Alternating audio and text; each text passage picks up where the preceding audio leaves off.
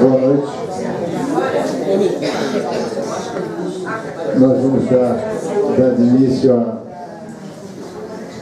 à terceira parte, vamos chamar assim, das atividades que nós tínhamos programado para essas 2 semanas. Hoje recebendo o Dr. Jean-Claude Roland, que no ano passado esteve aqui conosco para uma série de conferências e de seminários, e que nos deixou a todos nós vivamente interessados, não só pelo seu texto, seu trabalho, mas a sua maneira de também pensar o trabalho clínico.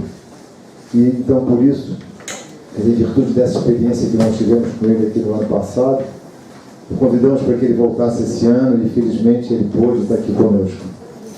Eu vou fazer a apresentação dele, lembrando também que no sábado, quer dizer, após a conferência dele, ele estará autografando o livro dele, que foi traduzido agora para o português, que se chama Os Olhos da Alma. O Dr. Jean-Claude Roland, psicanalista, faz parte do grupo da APF, trabalha em Lyon, onde ocupa a posição de membro titular. Já foi vice-presidente e presidente da APF, além de ter participado ativamente da IPA, uma grande liberdade de... Bom, aqui tem um monte de coisas que eu não vou ler, enfim, os autores de vários livros, autor de vários artigos, uma pessoa que eu acho que todos vocês que já conhecem certamente saberão, aproveitar as conferências que nós escutaremos aqui, tal como os seminários clínicos, e para os que não conhecem o trabalho dele, que passem a conhecer. Eu vou então passar a palavra ao Dr. Jean-Claude, que disse que iria falar em torno de 1 hora sobre esse trabalho dele. E são 9h05, então de 10h05, 10h10 até as 11 horas, ele se dispõe então a conversar conosco sobre o que ele vai nos apresentar. Muito obrigado.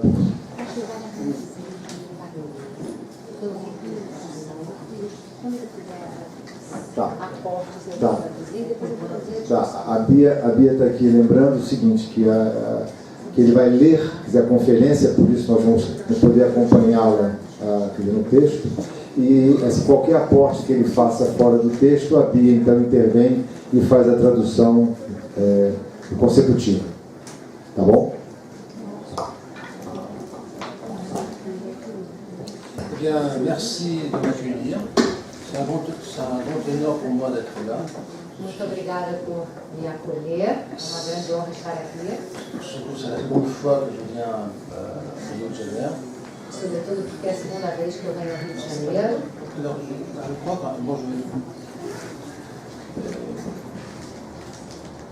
vais dire qu'un travail scientifique, c'est un à deux.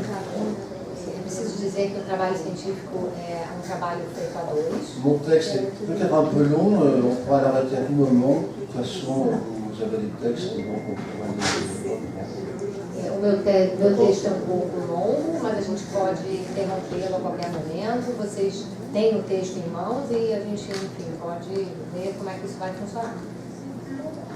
Alors, aussitôt que Freud, inspiré par Breuer, met en place une technique de soins, la Turing, qui deviendra la cure analytique, le rêve se découvre pour obéir à un processus de même nature que celle-ci. Il en serait l'équivalent naturel en moins efficient. On pourrait dire que la cure, par sa méthode d'analyse, perfectionne les procédures naturelles dont le rêve s'avère après tout l'inventeur. Pratiquement, l'arrivée des rêves dans une analyse est le signe de son efficacité. Commençons par recenser les homologies qui unissent les processus du rêve et de la cure. En premier lieu, il nécessite pour s'instaurer, l'un et l'autre, une suspension de l'activité du moi. D'or, ce n'est qu'un rêve, profère Freud dans l'interprétation, quand il veut illustrer l'art avec lequel de moi, représentant des instances logiques de l'esprit, bien qu'il ne puisse agréer les contenus de l'expérience onirique, la tolère. Cela lui permet de poursuivre son sommeil. La prescription dans la cure de la règle de dire tout ce qui vient à l'esprit ne s'adresse pas en fait au moi de l'analysant, mais plutôt aux automatismes inconscients et aux discours qui commandent le fonctionnement de la vie psychique. La même prescription appelle aussi que le moi de l'analysant se démette de son autorité, s'abandonne à celle de l'analyste. Il n'est pas exclu, non plus, que le moi de ce dernier obéisse au même mouvement.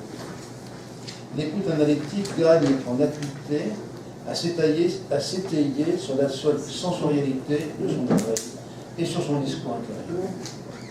On peut même penser que l'essentiel du processus analytique se tient au lieu de rencontre entre parole associative de l'analysant et discours intérieur de l'analyste.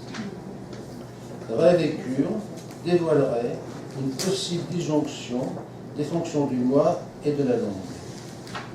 Le moi ne pourra ni s'exprimer ni exister sans la langue, mais celle-ci peut faire ce qu'elle a à faire sans l'aide ni l'autorité du moi. En second lieu, Rêve et cure met tous deux à jour une activité psychique plus profonde et plus originaire, centrée sur le maintien d'appareils dans un certain équilibre, différent de celui de l'activité psychique supérieure, laquelle admet comme une nécessité, comme un travail, d'être déstabilisé par les exigences du monde extérieur. L'activité propre au rêve et à la cure n'est pas commandée par les impératifs ordinaires de la vie éveillée, volonté, devoir, vigilance, souci de la vie, charité, mais par une exigence qui m'est très propre. Cette exigence, Freud la nomme d'un mot qui, par son inattendu, déploie son équivocité. Il l'appelle le plaisir. Ne le dissociant pas de son opposé, le déplaisir. Il en fait un principe qui, à ce niveau profond, gouverne une bonne de faire le cours des émotions et des représentations. Dans le mot d'esprit et sa relation à l'inconscient, il le nomme le presque plus puissant principe de plaisir, signifiant par là que l'appareil psychique, à ce niveau de son fonctionnement, n'aspire qu'au confort du relâchement absolu. Il réagit avec plus grand déplaisir et douleur aux excitations qui l'assaillent, tant du monde extérieur, ses réfusits, ses frustrations, que du monde intérieur. Dans ce dernier, les cicatrices mémorielles laissées par les traumatismes et les passions de l'enfance, comme la libido inhérente au devenir homme, sont des sources de tension intérieure. Le principe de plaisir et de plaisir n'a donc une visée énergétique, économique, mais de laquelle dépend pour l'essentiel le confort de l'appareil psychique, voire sa sauvegarde. Ce principe qui tend, heureusement sans y réussir, à ramener l'appareil psychique au degré zéro de l'excitation, commande donc au processus du rêve et de la cure. On note que bien que ce processus soit automatique, totalement inconscient, il a une grande créativité. Ce dont je voudrais vous convaincre. Cette activité de la vie d'esprit, appelons-la primaire, est encore observable dans le cours des maladies psychiques. Dans la psychose, elle est même toute l'activité mentale du malade. Dans les autres moments de la vie du sujet, elle est comme désactivée. On ne peut l'observer, on ne peut que l'inférer. Freud a hérité de cette notion par la neurophysiologie allemande, dont il fut, avant de découvrir la psychanalyse, un adepte assidu. Le concept de Lust und Lust, forgé par Fechner, est dans ces traditions la manifestation de l'énergie présente dans l'appareil psychique. Il a une connotation physique, dont les mots français correspondants sont dépourvus. Je ne sais pas si vous avez compris, c'est pareil. En troisième lieu, rêve et cure accomplissent une fonction identique. L'activité psychique archaïque, réveillée par la régression du sommeil ou la régression transférentielle, œuvre à restaurer le principe du plaisir partout où l'assujettissement à la réalité et les défenses psychiques, le refoulement en particulier, ont entravé son cours. Le refoulement, en effet, retient, conserve les expériences infantiles, sources de l'excitation, qui menacent l'équilibre énergétique de l'appareil. L'activité ainsi réinstaurée vise à la décharge de toutes ces excitations, réveillées par la mémoire du rêve et du transfert. Elle ne le fait chaque fois que ponctuellement et partiellement. Un désir censuré dans la vie éveillée trouve dans le rêve, par exemple, une satisfaction sur un mode hallucinatoire, soit que l'objet perdu, source de ce désir, y réapparaisse, soit que celui-ci mette en scène la satisfaction attendue, comme dans les rêves de pollution. On remarque que si l'hallucination restauratrice est patente dans le rêve, parce que celui-ci s'exprime en image, elle ne peut être que déduite dans la cure où le patient ne peut s'exprimer à l'analyste que par ses mots. Je dis bien s'exprimer, car comme dans le rêve, il peut penser aussi en image. C'est le rapprochement théorique des processus du rêve et de la cure qui permet de reconstituer le puzzle manquant. Il nous semble affirmer que l'hallucination est à la source de la parole du patient. Les images qui se produisent avec force dans la cure doivent, pour s'exprimer, se convertir en mots. L'image est donc le matériau spécifique du processus primaire, c'est-à-dire de l'activité psychique inférieure. Le rapprochement des processus du rêve et de la cure est une des premières avancées qui se soit imposée à Freud dans sa recherche psychanalytique.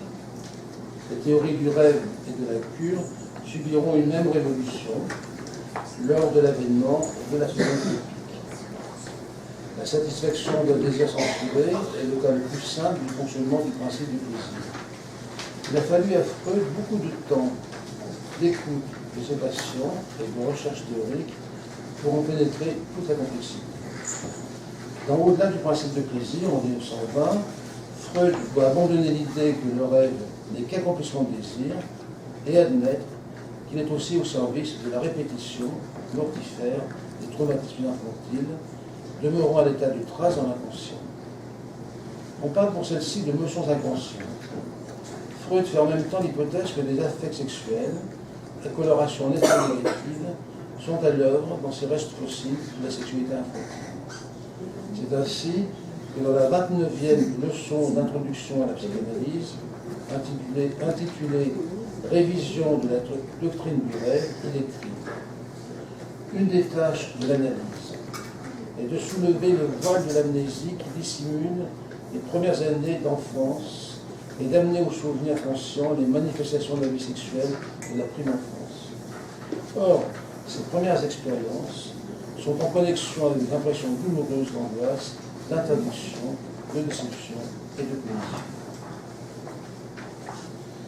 Les notions inconscientes à la source des plaisirs sont toujours des traces mnésiques d'expériences infantiles de frustration, d'incompréhension, de rejet.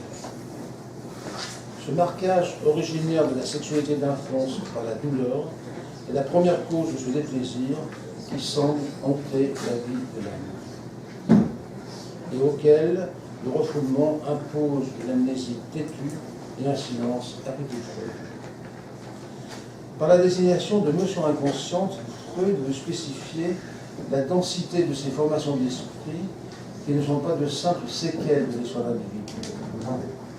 Leurs constituants sont tout à la fois les traces mnésiques les plus significatives du monde de l'enfance et aussi les affects internes d'amour et de haine. Ils sont aussi tout à la fois les états de différenciation de l'appareil psychique induits par les mouvements premiers et multiples de subjectivation, tout autant que ceux produits par les introjections répétées des objets sacrés de la libido et des pieds. L'hétérogénéité de ces formations a une grande importance pour la compréhension du travail de la cure. La parole associative vise à les décomposer selon leur ligne de clivage naturelle, afin de permettre et la remémoration des circonstances historiques du trauma psychique et l'identification de l'objet et du bien.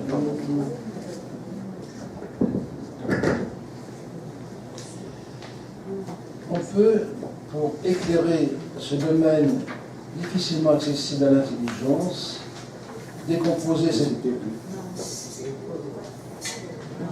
Donc, je ne peux pas t'accompagner avec. Il faut arriver. Je ne sais pas. Ici, ces émotions sont hautement organisées. On peut, pour éclairer ce domaine, pode esclarecer esse caminho. No texto não está. Eu vou então sugerir. Será que ele pulou? Mas eu vou.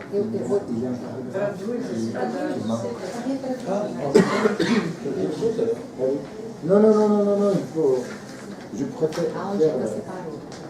Conservado. o biblioteca de conservar. Non, non, je comprends que je Et moi, je peux le lire en portugais. Je le garde en portugais. Ok. Então, ele está Je sugerindo, passe la parole à l'éditrice, en l'occurrence. está sugerindo que eu leia o parágrafo que está faltando, leia diretamente em português. Né? Então, vamos lá. Pode-se, para esclarecer esse domínio, dificilmente Mas aqui no texto não está. Aí, ó, pode-se para esclarecer esse domínio. Vamos lá, tudo bem. C'est ma faute.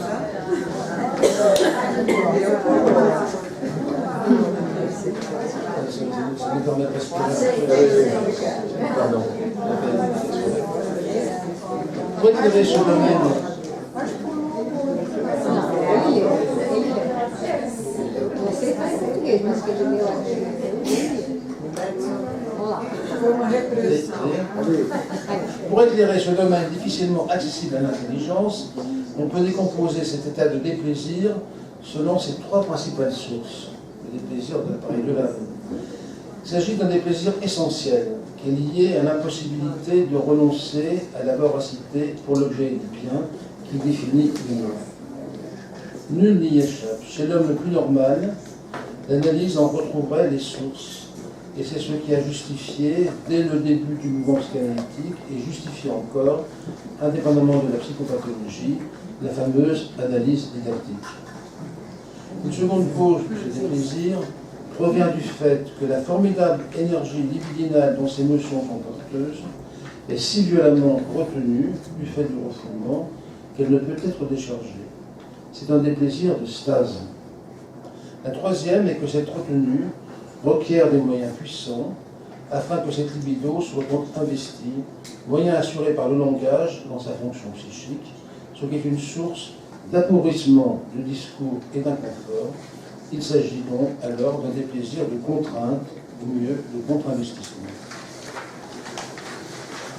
Le travail du rêve, comme de la cure, consiste à retrouver ces poches d'archaïsme et de souffrance, à défaire les défenses obligeant la lecture psychique, à trouver un nouveau modus vivendi entre les parties en conflit.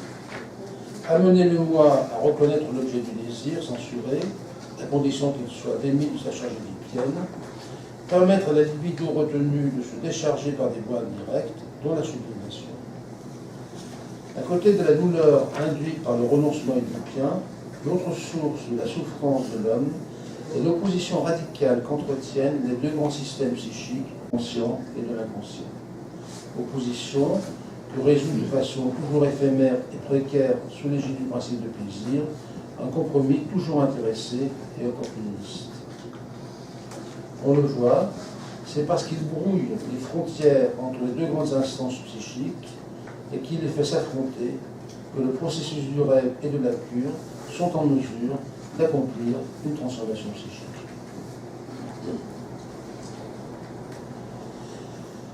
La première tâche de la remémoration des expériences infantiles entend la psyché de l'adulte et entravant.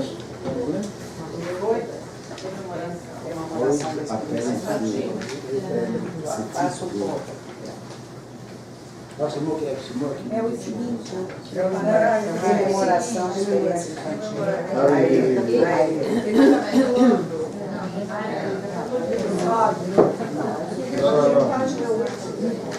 A rememoração. C'est bon. Il y a quelques différences entre son texte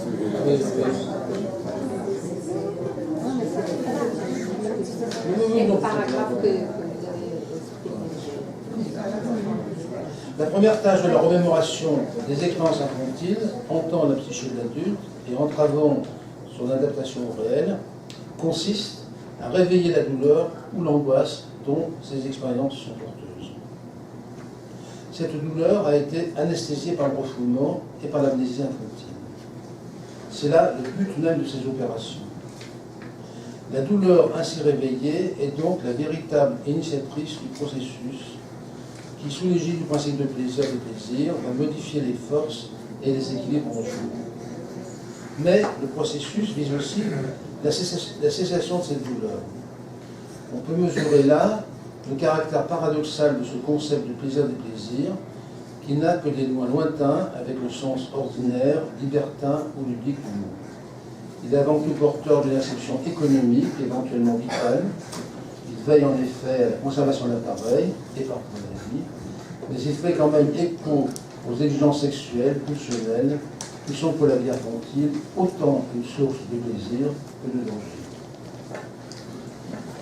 Le principe de plaisir, des plaisirs, regroupant et articulant des courants très différents de la vie psychique, est un concept métapsychologique donnant cohérence à des faits processuels qui sont étrangers au mode du patient comme de l'analyste, qui suscitent de l'aversion.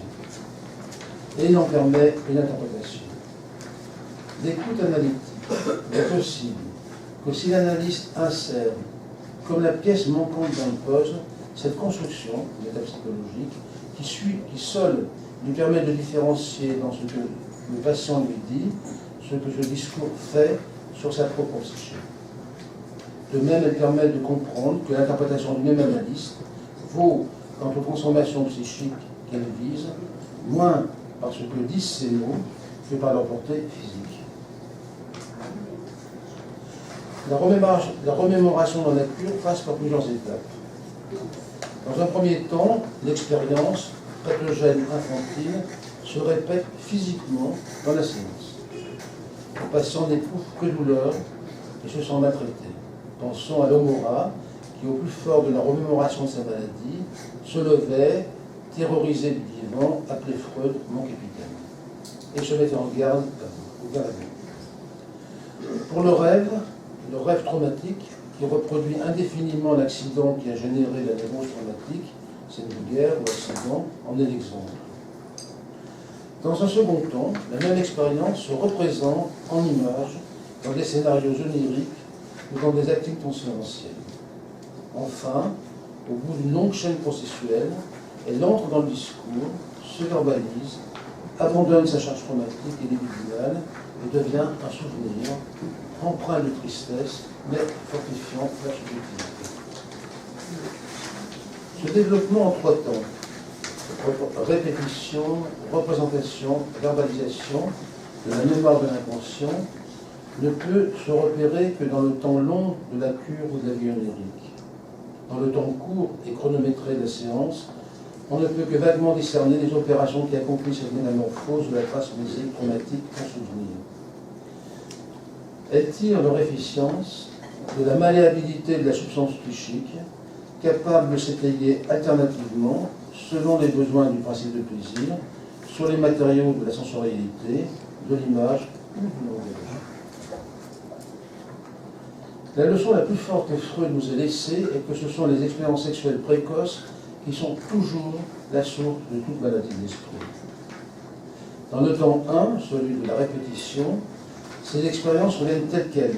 Le patient revit littéralement dans le transfert ce qu'il sait ne pas avoir vécu autrefois, et il le revit comme il l'aurait vécu alors qu'il ne disposait ni de langage, ni de représentation mentale.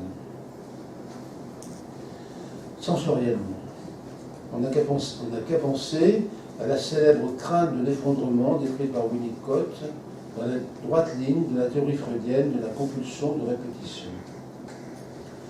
Au-delà du principe de plaisir, justement, Freud en fait une démonstration générale mais claire.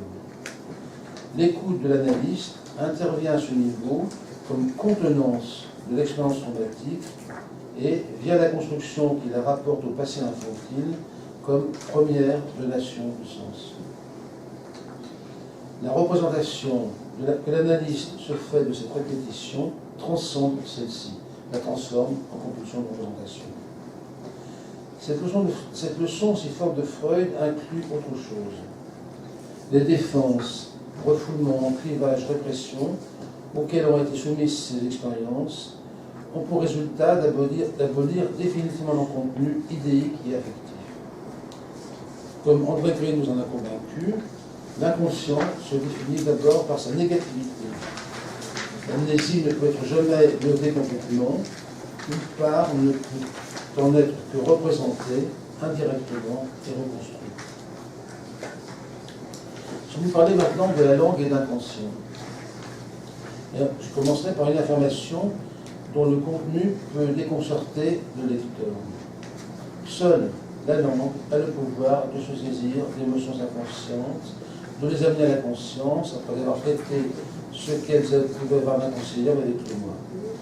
Cela signifie qu'on ne peut avoir accès à l'inconscient que par la médiation de la langue. Ceci équivaut à donner à la langue le rôle d'une pièce maîtresse de l'appareil psychique, au même titre que, par exemple, l'instance du moi.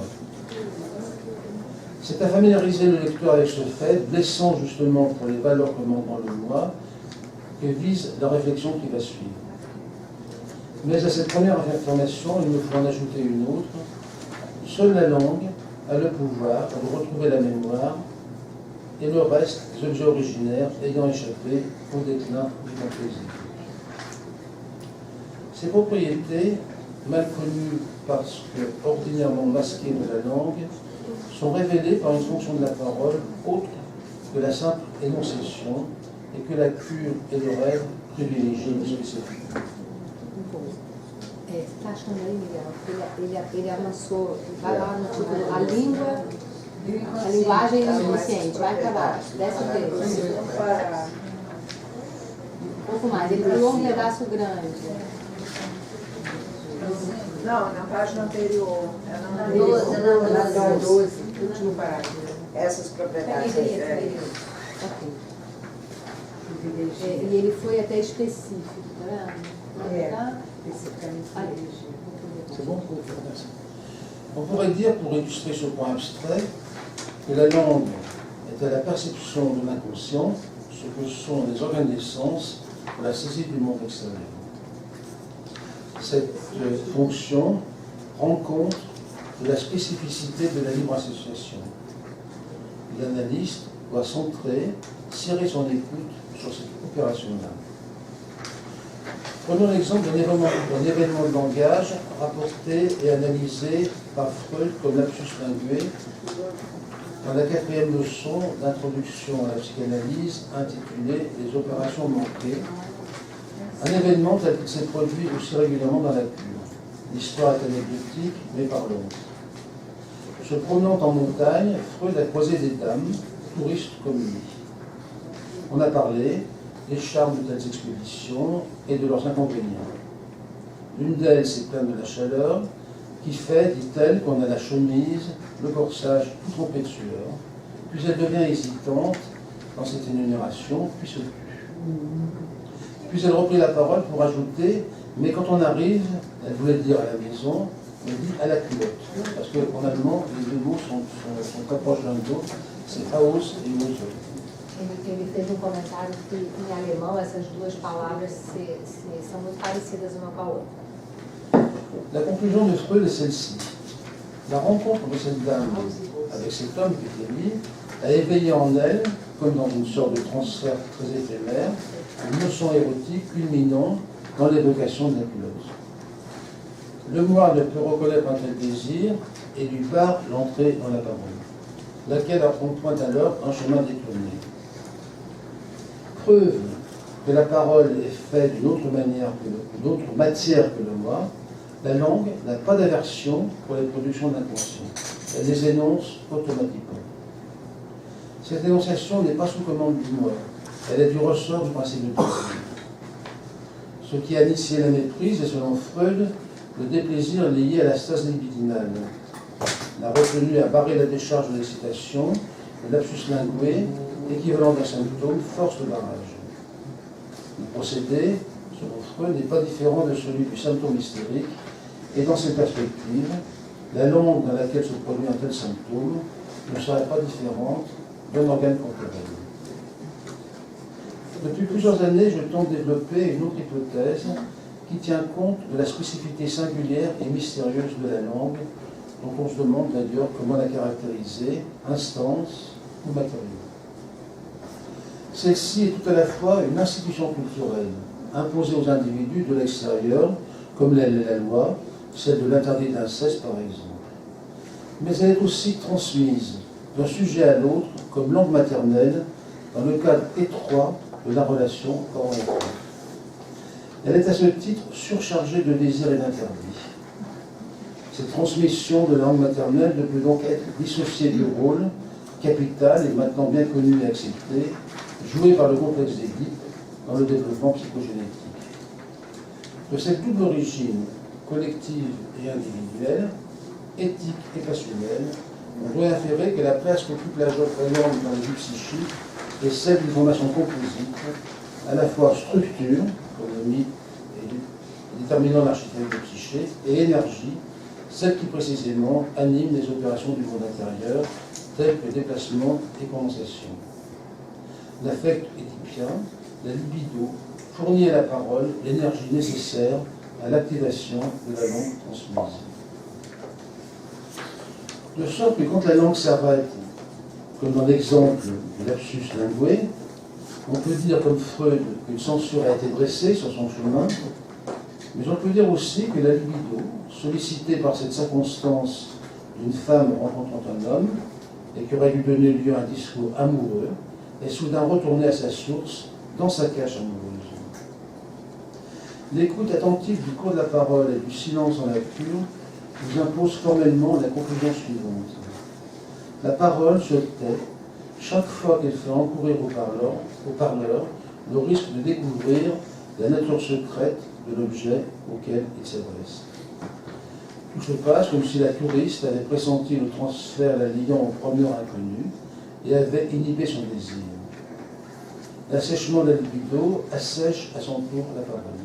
L'inverse en mutisme. Ce qui m'a permis d'asseoir l'idée que parler, pour le patient dans la cure, ne consiste pas seulement à raconter son monde intérieur, mais aussi et surtout à s'en déprendre, ce que j'ai signifié en posant l'équation selon laquelle parler est renoncer. Les affects qui, sous l'effet du transfert, animent la parole associative, contraignent la langue à retrouver les chemins par lesquels l'héritage édipien a accompli son déclin, et par là même à repérer les ratés de ce déclin. Ce chemin est celui des innombrables substitutions grâce auxquelles l'objet initial a été remplacé par un objet du monde externe et a été abandonné. L'organisation du langage humain est étroitement solitaire de l'histoire des relations d'objets. Je recours ici à une construction métapsychologique parce qu'elle permet de comprendre la spécificité du processus associatif de la parole dans la nature. Comme le mouvement des vagues de l'océan est déterminé par l'attraction qu'exerce sur lui la rotation de la Lune, la succession des associations verbales, leurs bouleversements fortuits, sont déterminés à distance et selon une temporalité tout aussi indirecte par le jeu des forces pulsionnelles et les choix d'objets qui, chez l'enfance, ont abouti, pour un sujet donné, à une construction psychique donnée.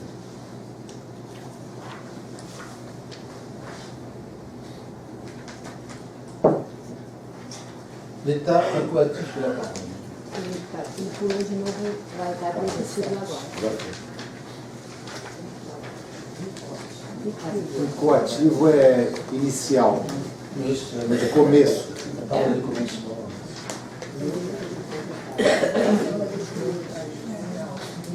C'est donc une parole des origines. Ce n'est pas la parole ordinaire, c'est une parole des origines que convoque la science analytique. On comprend que la parole associative ne s'installe pas immédiatement dans la séance, qu'elle n'apparaisse que dans un temps second. Peut-être après que le discours narratif, banal, mondain, se soit éteint, se soit tu.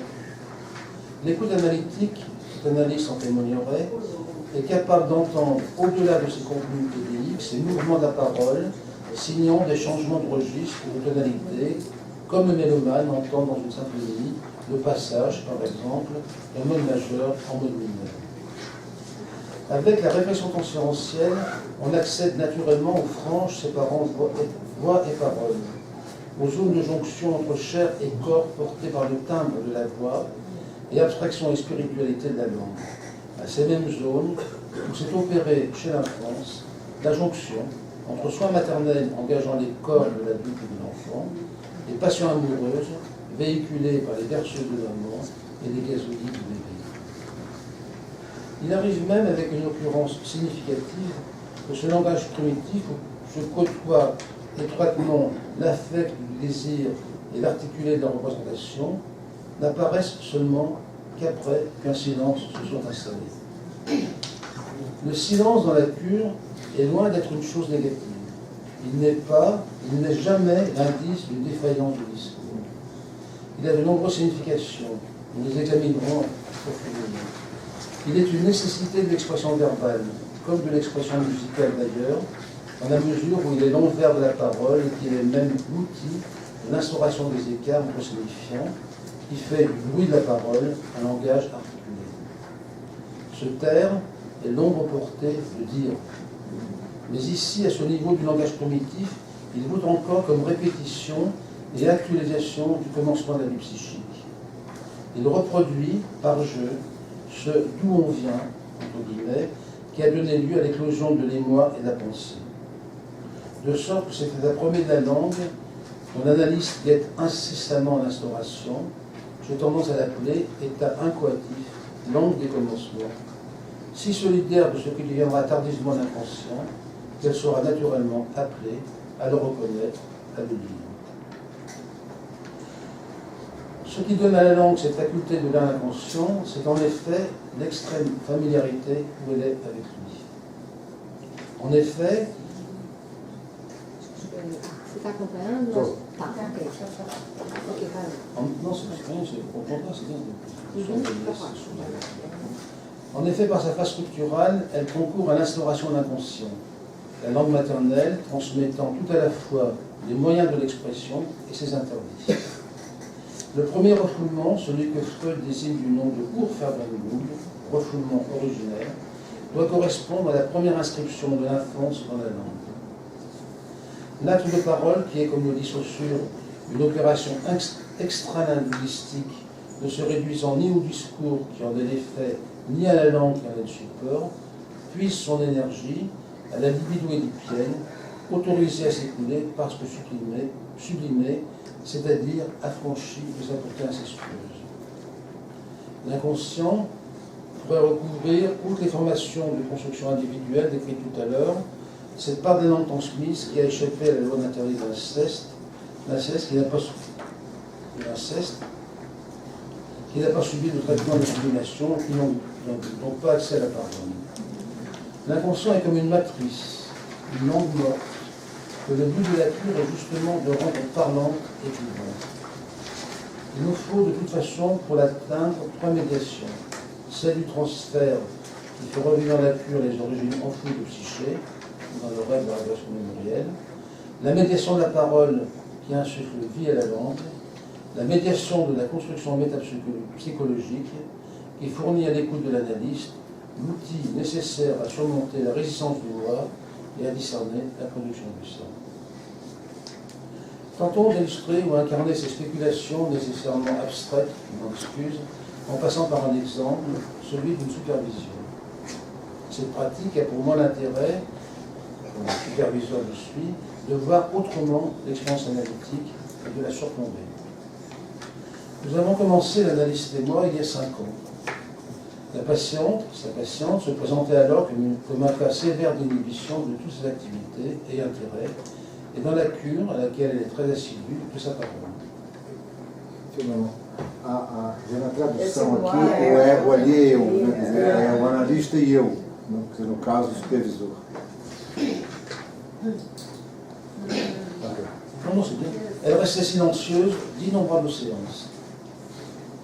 L'analyse et l'analyste lui ont permis de faire un sérieux chemin et elle a maintenant une activité amoureuse et professionnelle réjouissante.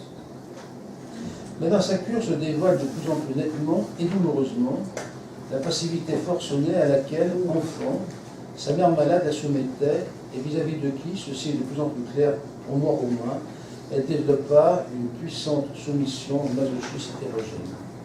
le leitmotiv ma pauvre petite maman, émaillant les 3/4 de son discours. Je remarque tout de suite qu'il a fallu plusieurs années d'analyse pour que l'inhibition, que nous tenions pour un symptôme borderline, plutôt que névrotique, laisse deviner son caractère de formation sexuelle. L'analyste, je le vois, est mal à l'aise personnellement avec cette notion, qu'elle a pourtant contribué à faire apparaître. Elle en reconnaîtra la réalité et prendra la mesure de la qualité érotique du script grâce à un rêve qu'elle-même fait au sujet de sa patiente et qu'elle rapporte. L'analyste a donc rêvé qu'elle est au domicile de l'analysante, dans sa baignoire, et celle-ci l'invite à la rejoindre. L'analyste hésite, puis dit « Non, ce n'est pas convenable ». Elle ajoute alors que sa patiente, dans le temps de ce rêve, devient l'actrice qui, dans un film récent consacré à Jung, joue le rôle de Sabina Spielrein. J'ai moi-même vu ce film et lui fait remarquer que le rêve reprend littéralement la scène du film où l'héroïne invite son médecin à la rejoindre dans le bassin où elle se baigne. Il s'agit de façon fort impudique. Le film, de surcroît, nous en convenons de concert, il est supervisé, accorde une grande importance au masochisme érogène de l'héroïne qui n'aime que se faire fouetter par son amour. L'analyste mesure alors son aversion pour toute position passive, plus précisément encore son incapacité intellectuelle à tolérer l'alternance dans tout exercice de l'activité et de la passivité. Le travail du rêve et son interprétation dans cette séance lui permettent donc d'opérer une transformation personnelle et ainsi de lever la résistance contre-influentielle qu'elle opposait au développement du processus. Mais je dois tout de suite rectifier cette formule en disant aussi que l'analysante a eu besoin, pour que cette tendance masochiste s'exprime de son inconscience, de rencontrer l'écho chez son analyste, et que l'analyste s'est prêté à ce transfert. Transfert et contre-transfert dans la situation singulière d'interlocution que propose la cure vont dans le même temps. Rêve et interprétation, dans ce cas, ont ainsi tissé, à partir de matériaux hétérogènes, reste perceptif, la scène du film, élaboration intellectuelle, un réseau langagier permettant de faire entrer dans ses mots et sa parole, à elle, l'analyste, un affect issu d'une notion sexuelle infantile de l'analysante, particulièrement sauvage et archaïque. On voit ici l'œuvre du discours intérieur d'analyste qui, au contact des discours reçus de sa patiente, lit les formations d'inconscient qu'il transporte. De surcroît, les mots énoncés par la parole du rêve et de la cure ont traité une expérience déplaisante et lui ont permis d'être admise dans les instances conscientes. La séance suivante de supervision, l'analyste apporte un nouveau rêve. Elle est dans une voiture, vient probablement à sa supervision. La patiente qui est son passager lui demande, comme elle l'avait fait au début de sa cure, l'adresse d'un psychiatre. Elle s'y refuse, disant que ce n'est pas sa place. Ces associations la tirent du côté de son inhibition à conduire. Elle ne conduit jamais cette analyse, jamais, sauf pour venir ici. Je remarque que ce serait la même idée que ce ne serait pas sa place. Après un silence, elle découvre que son angoisse au volant tient au fait que tantôt elle est trop vigilante et trop active, tantôt rêveuse et absente, qu'elle ne maîtrise rien de ses oscillations et qu'elle a la conviction de se mettre en danger. Dans la séance suivante, l'analyste rapporte le récit de sa patiente, dont la parole est maintenant tout à fait vide, de la mammographie qu'elle a eue dans la semaine.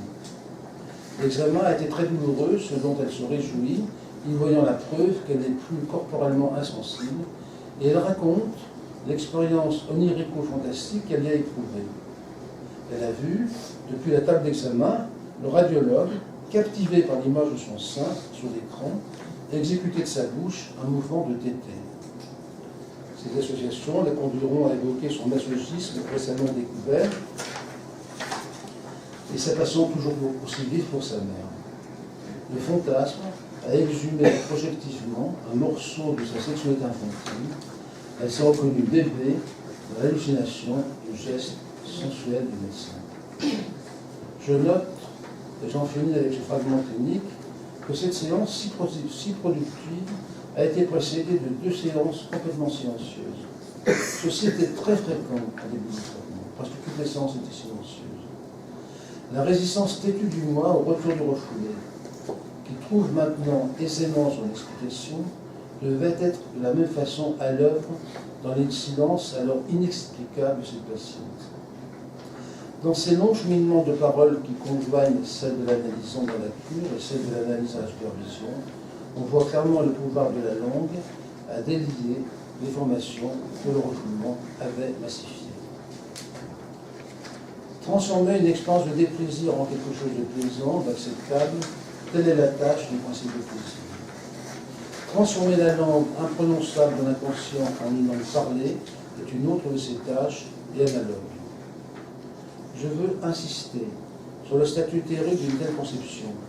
Ce n'est pas une théorie ordinaire, une mise en ordre de faits observés. C'est une conception qui organise l'écoute même de l'analyste. C'est l'instrument pour lequel il peut saisir des faits qui naturellement échappent à ses sens, du fait de leur native que s'inspirent réciproquement les 2 systèmes, du conscient et de l'inconscient. Un instrument de travail, déjouant l'obstacle, comme le fait le microscope pour le biologiste, explorant l'infiniment petit, ou le télescope pour l'astronome. Je terminerai par quelques mots sur le silence dans la cure. Rapportant les 3 dernières séances, les mêmes analystes disent il y a eu cette semaine 2 séances silencieuses et une séance parlante. Eut-elle dit, alors je ne sais pas si en portugais ça correspond à la même chose, eut-elle dit au lieu de séance silencieuse, séance muette, on aurait aussitôt entendu l'écho de l'opposition bien connue et hautement significative en français du cinéma muet et du cinéma parlant. Ele está perguntando se em português tem o mesmo sentido, essas 2 coisas. Dans le cinéma muet, que des images. Dans le cinéma parlant, des images que doublent les paroles que prononcent les personnages.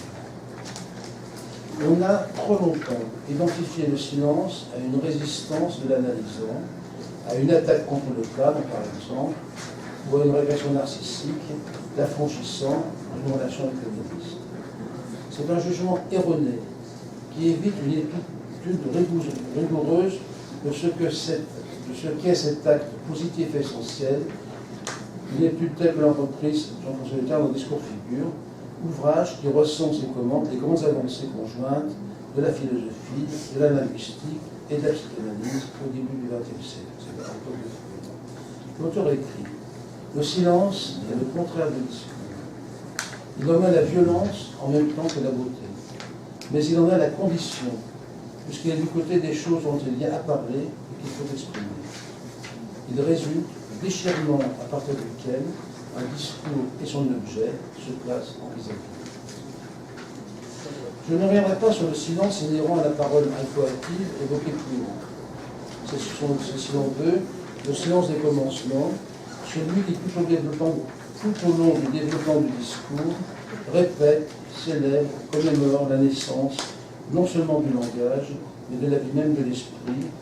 On accueille les figures, les émois et les représentations. Quand il survit dans la cure, il scande l'incessant ressourcement de la parole par un retour aux origines. À l'opposé de celui-ci se place un silence que produit le désinvestissement d'attention. Il est commun à l'analysant, après qu'il se soit affronté dans la frayeur ou la douleur, à un fort mouvement de mémoire, et à l'analyste, après qu'il ait soutenu transférentiellement ce retour de refoulé, toujours éprouvant pour les instances loïques de la personnalité. C'est un silence de fin de processus, indiquant que l'activité psychique ne sait procéder que par vagues, par un coup, limité dans la durée et contraint de ce fait à la répétition. 2 autres types de silence méritent par leur contenu et leur fonction d'être reconnus avec précision. Le premier concerne ce que l'on peut appeler le silence des images. À un certain degré de régression transférentielle, l'analysant concentre toute son attention sur les images qui se forment en lui et se détourne de son activité de parole. Il rêve, peut-on dire. Les pensées, affects et représentations qui entraient dans sa parole se sont transposées, le mot est de Freud, dans des images et dans les chaînes que les différentes images construisent entre elles et qui sont comme leur syntaxe ou leur phrasé. À la faveur de cette transposition, de ce changement de langue verbale à langue d'image, il se produit de profonds remaniements de l'organisation psychique. À la différence de la langue, qui éloigne l'objet dont elle parle, qui le nie, l'image rend présent l'objet, l'incarne, ouvre à sa reconnaissance. L'image est l'outil de la présence hallucinatoire. Elle renoue le lien de l'activité psychique supérieure avec l'arrière-scène mélancolique où gisent les objets perdus et précieux d'enfance. Lorsqu'un tel silence processuel s'instaure, c'est un moment peut-être éprouvant pour l'analyste, mais hautement créateur pour l'analysant, car il laissera derrière lui un état psychique transformé par le déplacement topique des objets et qu'à son tour, la parole revenue pour un traité. Le dernier type de silence que je veux identifier est constitué par une Ah ben on arrête. Merci de votre attention.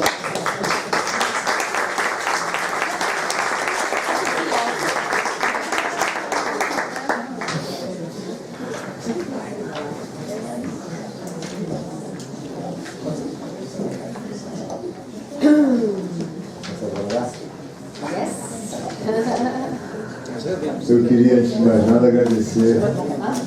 Eu queria, antes de mais nada, agradecer ao Dr. Rolando pela conferência que ele nos fez. Dizer algumas palavras, talvez para esquentar e abrir um pouco a possibilidade de a gente conversar com ele sobre o que ele nos apresentou. Em primeiro lugar, eu acho que tem um aspecto que me parece bastante forte nessa reflexão que o Dr. Rolando traz, que é o lugar da língua. Quer dizer, a língua, tal como ele propõe, tem uma raiz, né, com aquilo que ele chama de primitivo, né, quer dizer, não como primitivo daquilo que está antes, né, daquilo que se coloca cronologicamente, mas o primitivo ao qual não se acede jamais. Quer dizer, um primitivo que está sempre na base de todo o dito, condicionando, determinando o dito sem que jamais se alcance esse primitivo. Acho que uma primeira provocação talvez fosse a de pedir para que o Dr. Rolando nos falasse um pouco mais sobre a questão das origens.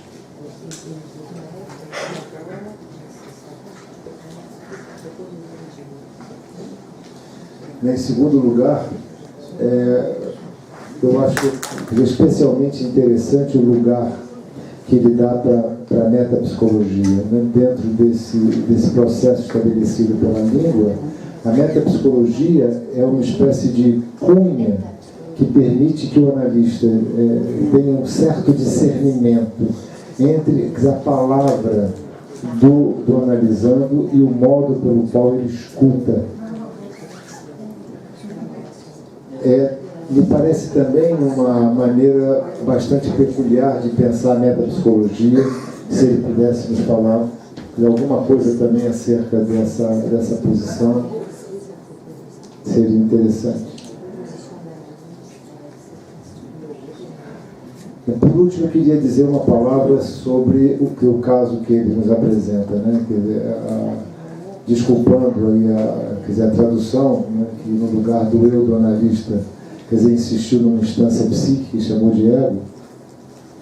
É um caso bastante interessante porque a abertura de sentido, né? Que o supervisor encontra para essa cena de impasse, né, de impasse transferencial, se dá a partir de um momento que eu poderia chamar, acompanhando Catherine Parra, de um compartilhamento afetivo. De um compartilhamento afetivo. Né? Um momento onde a analista se vê implicada na cena na qual ela está sendo envolvida pela sua paciente.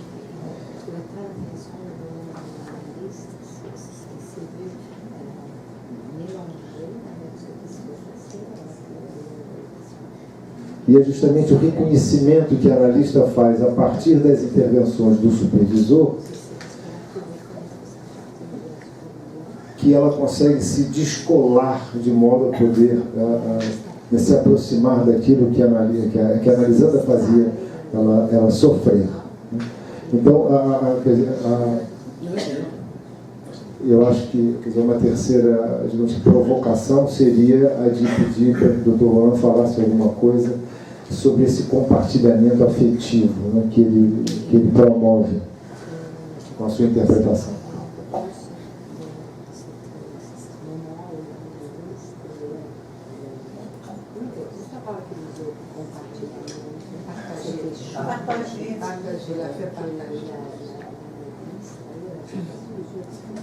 Ce n'est pas un partage d'affect comme il y a quelque chose qui sent.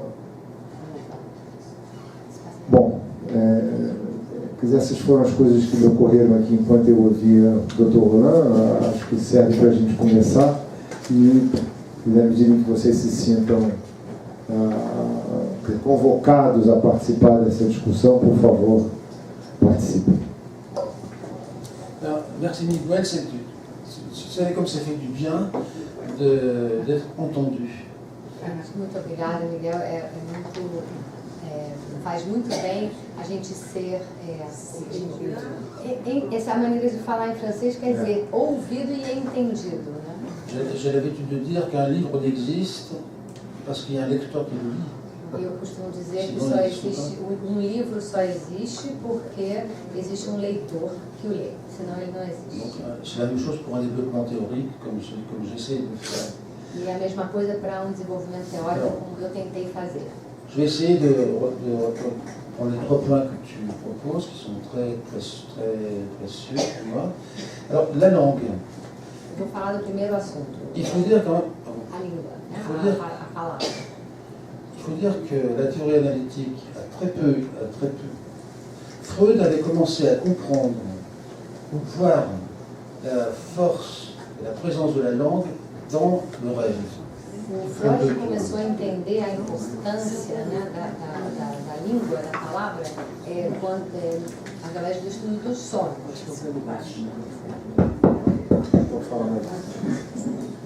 Eu acho que você tem que deitar na qualificação. Ok, vou tentar. Melhorou? Donc Freud quand il écoutait les hystériques, il a bien compris qu'il y avait que le rôle du langage, il ne pouvait pas aller plus loin. Quando o Freud escutava as histéricas, ele começou a se dar conta que ele não podia ir além do que ele estava indo só com uma palavra. Quand il écrit la forme du monde, là vraiment, l'interprétation du rêve, là vraiment il mesure que le rêve il n'est fait que de langage. Mas quando ele escreve a interpretação dos sonhos, ele se dá conta que o sonho ele só existe por causa da linguagem. Et vous savez que ele é um efeito da linguagem. Ce livre a été écrit, il envoyait tout ce qu'il écrivait à Fliss. Vocês sabem que esse livro foi escrito a partir do fato de que tudo que ele escrevia, ele mandava para o Fliss. Et Fliss est très fâché, ce moment il s'est fâché sur ce qu'il appelait un abus chez Freud, de donner trop d'importance au langage. Il a donc écrit. E o Fliss ficou muito chateado, ele achava que aquilo era um certo abuso, essa tamanha importância que o Freud estava dando à língua. Ce qui l'a amené à écrire cet ouvrage que peu de gens lisent, c'est dommage, c'est un livre très intéressant, c'est l'inconscient, le mot d'esprit dans son rapport à l'inconscient. O que faz, ele diz que tem poucas pessoas que leem um texto que é muito importante, que le mot d'esprit, le vide dans son rapport à l'inconscient. O xixi e sua relação com o consciente. Obrigada. Et puis il a abandonné, comme si la censure de Fliss était tellement importante qu'il ne pouvait pas s'y opposer. E aí o Freud abandonou isso como se a censura do Fliss fosse tão importante para ele, Freud, que ele abandonou esse tema. Et je ne vois pas d'autre explication qui est fait qu'après il n'a plus jamais parlé de langage. Il est parti du côté de la spéculation, ce qui est très intéressant, mais il a laissé tomber cette étude clinique du langage. Eu não vejo outra explicação para explicar por que o Freud parou de fazer esse estudo sobre a linguagem, né, a não ser essa que eu acabo de falar. Alors, je ne sais pas ce qu'il en est pour vous, mais en France, le débat du langage a été relancé par Lacan. Eu não sei como é que é para vocês, mas na França o debate sobre a linguagem foi relançado por Lacan.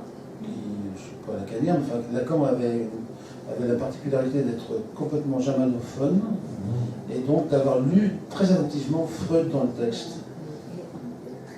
Attentivement. Germanophone. Oui, O Lacan era, enfim, germanófono, como é que fala isso, e ele leu muito atentamente Freud. Donc il a repris la question de la langue, mais sur un mode si polémique E ele retomou a questão da linguagem de uma forma tão polêmica. que ça a complètement divisé la communauté analytique en France. E isso criou uma divisão muito grande na comunidade psicanalítica na França. Donc je fais ce rappel historique pour expliquer, pour dire que ce qui me frappe le plus, c'est qu'il y a une censure. E eu fiz esse retrospecto histórico para dizer que Il y a une censure, je ne sais pas d'où elle vient, que sur mais me toca la essa langue. censura que existe sobre essa questão da Et que linguagem. je crois qu'il faut lever cette censure, il faut absolument qu'on lève cette censure et qu'on aille voir ce que c'est scientifiquement que cette langue dont on se sert tout le temps. E ele acha que a gente precisa retirar essa censura e se debruçar sobre isso, sobre a questão da língua, né, e a importância disso. Alors, le deuxième point à propos de la langue, c'est quand même, c'est vrai qu'on a des termes flous, la parole, la langue, etc. Alors, É verdade que a primeira questão é que a gente tem várias palavras para falar disso, né? A língua, a linguagem, a palavra. Il faut bien distinguer ce que c'est que la langue, qui est un système inventé par la communauté, par les ancêtres. É preciso distinguir o que é a língua, que é um sistema inventado pela comunidade, pelos ancestrais. Qui est une structure. Que é uma estrutura. Et la parole. E a palavra. Qui est, comme dit, j'insiste là-dessus, comme dit de Saussure, c'est un geste. E eu insisto nisso, e a palavra é, como diz Saussure, é um gesto. Qui s'appuie sur la langue. Que se apoia sobre a língua. Pour créer un discours. Para criar um discurso. Donc la langue elle est communautaire. Então a língua ela é uma coisa comum, né? Et la parole elle est le seul fait du parleur. E a palavra ela é do indivíduo, ela é algo próprio daquele que fala. Alors je crois quand même que dans la cure on est véritablement là au point de jonction entre cette langue qui a été reçue par l'individu. E eu acho que na análise está nesse ponto de junção entre a língua, aquilo que a pessoa recebeu como estrutura, et la façon dont il l'active en parlant. E aí a forma como analisando ativa isso falando. Ou il la désactive en ne parlant pas. Ou ele desativa não falando.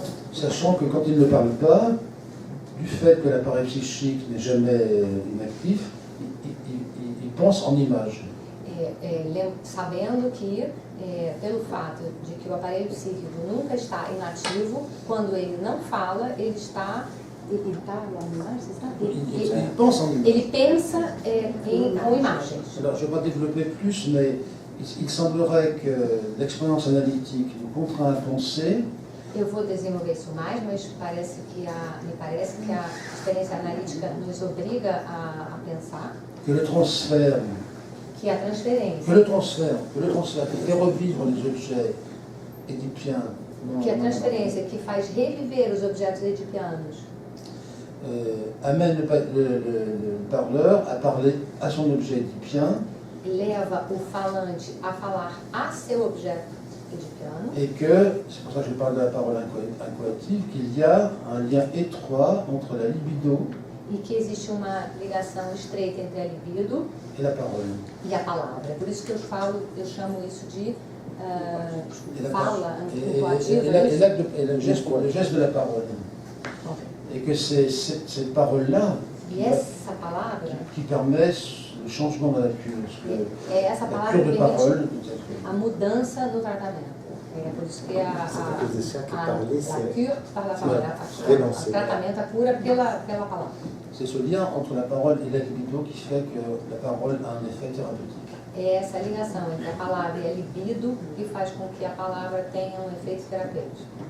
Alors, je suis très content que Miguel parle de la métapsychologie, parce que ça, c'est un sujet très important. Eu também estou muito feliz que o Miguel falou da metapsicologia, porque esse é um assunto muito importante. La métapsychologie, c'est des essais, c'est surtout été Freud a accédé tardivement, em 1915. A metapsicologia são ensaios, são tentativas. O Freud chegou nela em 1915.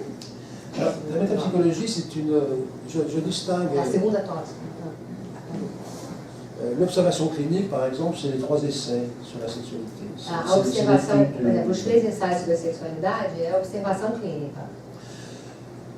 La métapsychologie, c'est un retour secondaire, après coup, sur l'expérience. E a metapsicologia é retorno après-coup, né, sobre a experiência. Une tentative de reconstituer par la pensée. Uma tentativa de reconstituir pelo pensamento. Puisqu'on est dans la visite, dans le palpable, hein, avec la cure, dans le travail avec le psychique, Porque quando a gente está fazendo um trabalho psíquico, a gente está dentro de uma situação que é palpável. Donc, après coup, en l'absence du patient, trouver les principes et les forces qui ont fait la cure.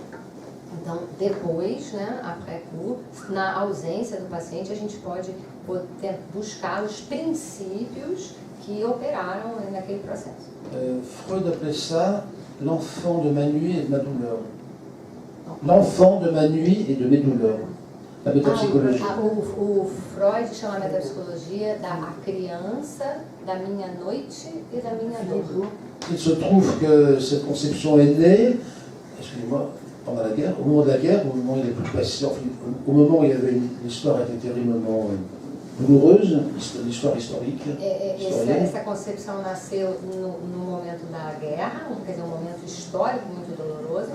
Et au moment aussi où l'expérience de l'analyse l'amène à des profondeurs qu'il n'avait pas imaginées au départ. E também no momento em que a experiência analítica levou a uma profundidade que ele também não imaginava, não esperava. Peut-être la découverte que la sexualité, par exemple, n'est pas du côté du plaisir, mais de la douleur. Talvez a descoberta de que a sexualidade não está do lado do prazer, mas sim da dor. Et c'est vrai que le monde intérieur est triste, le monde extérieur est gai, mais le monde intérieur est assez tragique. E é verdade que o mundo exterior ele é alegre, mas que o mundo interno ele é triste, ele é trágico. Et donc vous voyez, c'est la pensée métapsychologique, dans Deuil et Mélancolie, dans Pulsion et Expulsion, tous les essais que vous connaissez. Os textos metapsicológicos, luta e melancolia, a forma Pulsion et Dessin des Pulsão e destinos de pulsão. Cette pensée est une pensée donc, qui a toutes sortes de mérites de mieux comprendre ce qu'est la vie psychique. Esses pensamentos têm o mérito de nos ajudar a entender melhor o que é a vida psíquica.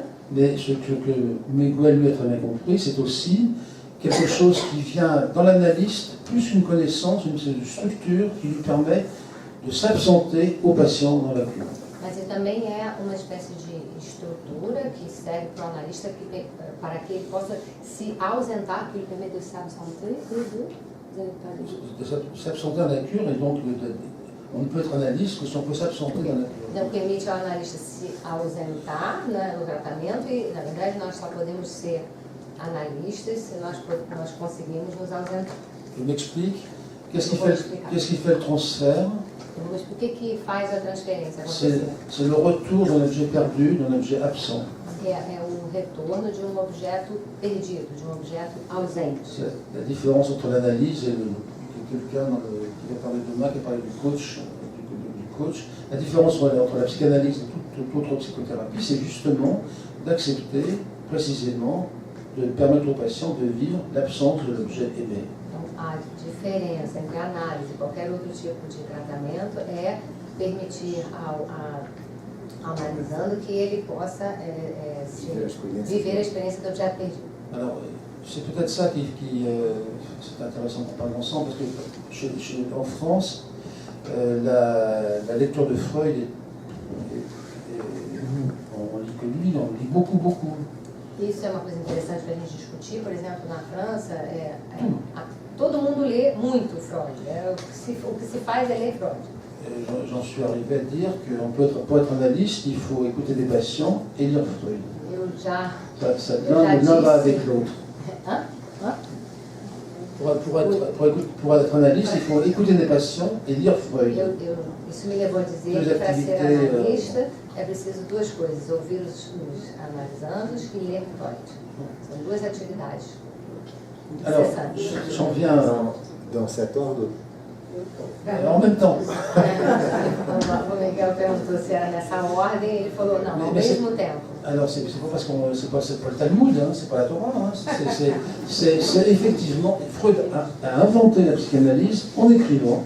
Ele falou, Freud inventou a psicanálise escrevendo. Il y a un lien extrêmement étroit entre l'activité d'écriture et l'activité d'invention de la psychanalyse et la parole analytique. Existe uma ligação estreita entre a escrita da análise, a escuta do analisando e a invenção da psicanálise. Alors, on discutera. A gente poderia Troisième question, terceira questão, le cas clinique. o caso clínico. Il faut dire que, je ne sais pas comment ça se passe chez vous, mais chez nous, l'essentiel, la PF, mais surtout la PF, un peu moins ailleurs, un peu moins bien ailleurs que la PF. Eu não sei como é que é. L'essentiel de la formation analytique, c'est le contrôle, la supervision. Eu não sei como é que é de vocês, mas na APF, que é a sociedade a qual ele pertence, ele falou que, sobretudo na APF, porque ela é um pouco melhor do que as outras, uma coisa que é muito importante é a supervisão. C'est-à-dire que l'analyste en formation doit faire deux supervisions avec deux cas différents et deux supervisions différentes. A pessoa precisa ter dois supervisores, apresentar dois casos diferentes, cada um com um supervisor. Le patient a 3 séances et la supervision est à 1 séance par semaine. Então, o caso tem que ser um caso de 3 sessões por semana, a supervisão é uma vez por semana. Et ces supervisions durent entre 4 ans et 10 ans.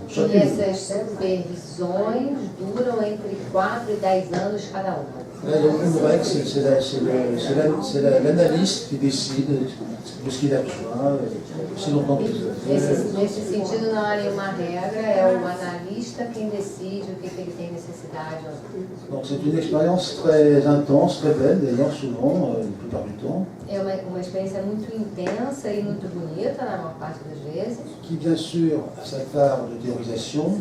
E que evidentemente tem a sua parte de teoria. Mais surtout, on pourrait dire qui permet la transposition de l'expérience analytique entre la patient et l'analyste en une expérience de supervision entre l'analyste et le supervisé.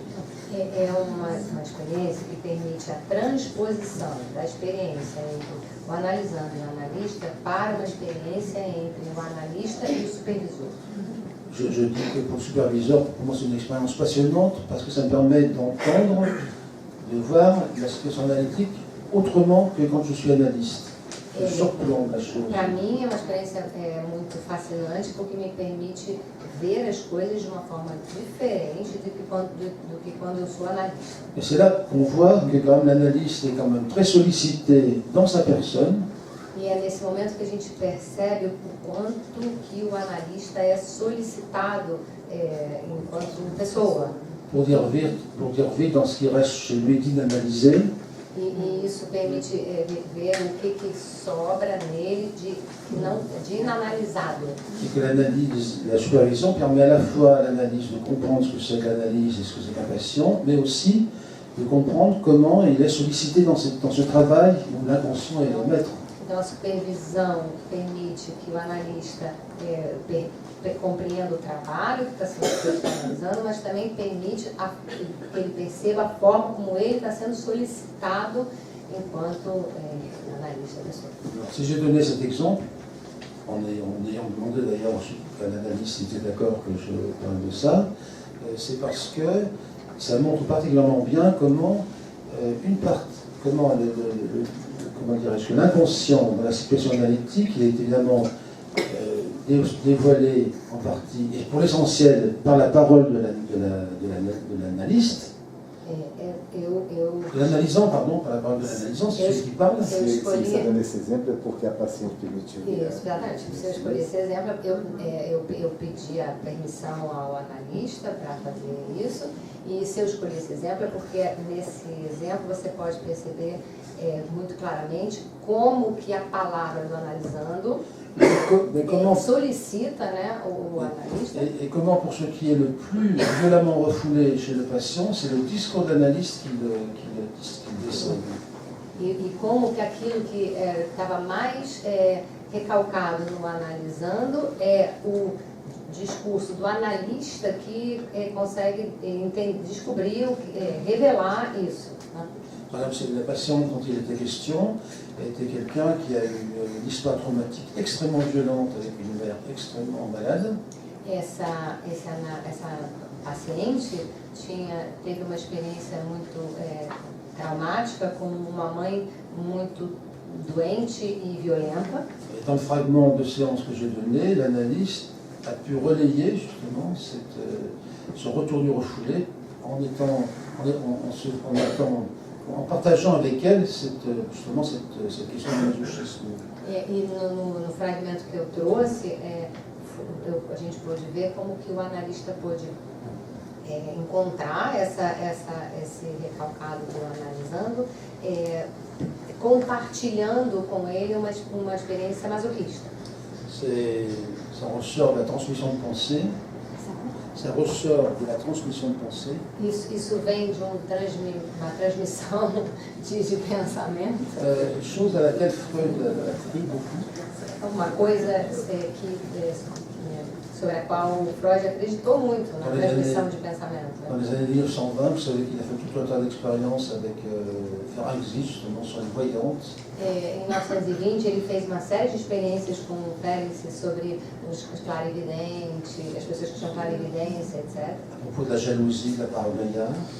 A respeito dos ciúmes, da paranoia. Ce qui est rigolo, c'est pas Fliss qui l'a arrêté, mais c'est Jung. Nesse caso, não foi o Fliss que o parou, mas foi o Jung. Jung lui a dit, on a déjà l'air assez fou, si en plus on va là-dedans, alors là, c'est fini.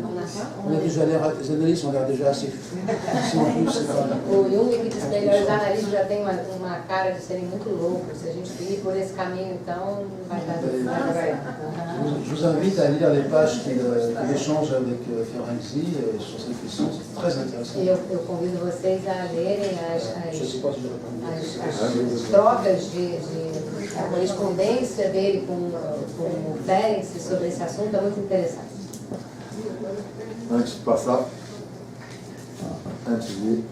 a palavra para todos vocês, eu tenho que fazer aqui uma observação que eu não posso deixar passar, que é a presença do Fernando Orduz entre nós, que veio hoje aqui como mais um colega, né, para poder também participar dessa atividade aqui na sociedade. Obrigado, Fernando.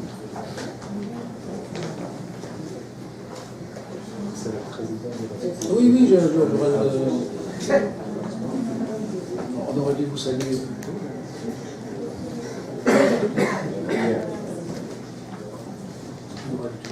On a l'honneur d'avoir parmi nous. Ah, oui.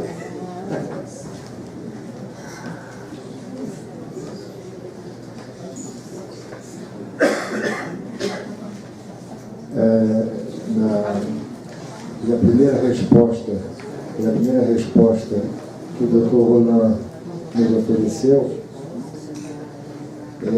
ele elucida uma afirmação que ele faz no texto dele, que me parece que tem um poder de síntese, um poder de concentração muitíssimo interessante. Que é quando ele fala que falar é renunciar. Entendeu? Ou seja, a fala, para que ela emerja, ela implica o luto desses objetos incestuosos, edipicamente investidos. E é nesse contexto que então incide, o silêncio que ele quis valorizar tanto. Essa talvez possa ser uma outra provocação.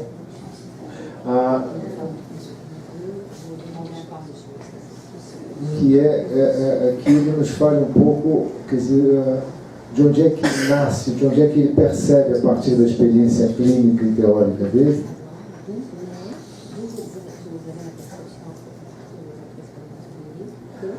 quer dizer, a ênfase que ele dá ao silêncio nas reflexões dele.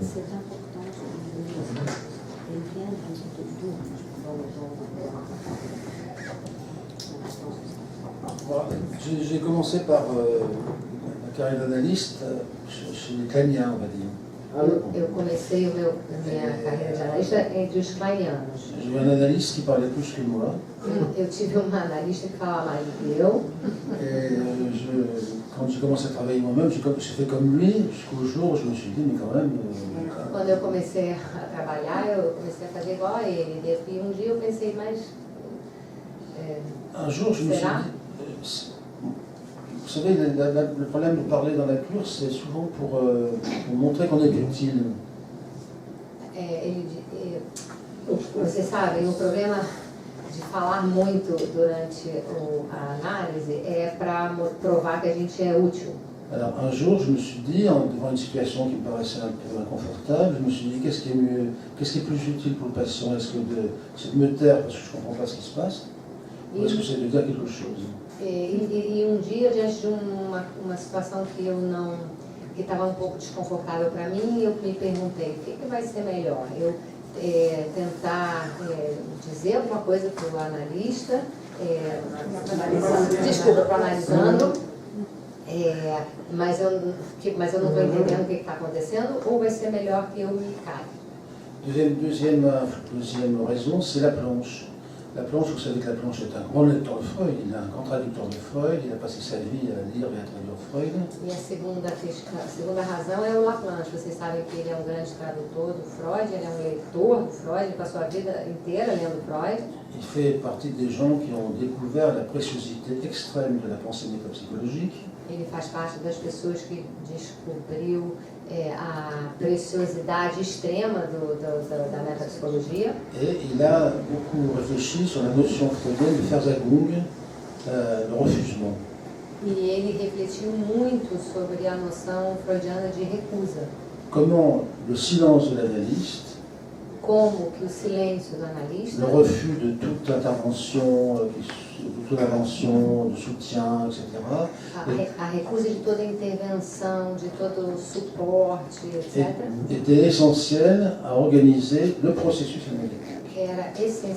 É essencial para organizar o processo analítico. Qu'est-ce qui fait le processus analytique? C'est pas seulement la régularité des séances, le temps des séances, c'est comme une espèce de baguette, c'est le mot qu'il utilise, c'est aussi le fait que par son silence, l'analyste permet que le patient vive son rapport à la perte de l'objet, à l'objet perdu et à l'absence de l'objet. O que é importante para a análise? Não é só a regularidade, o tempo das sessões, mas também que o silêncio do analista permite que o analisando viva a sua relação com o objeto perdido. Et puis une troisième influence, vous voyez que c'est paradoxal, c'est les pions.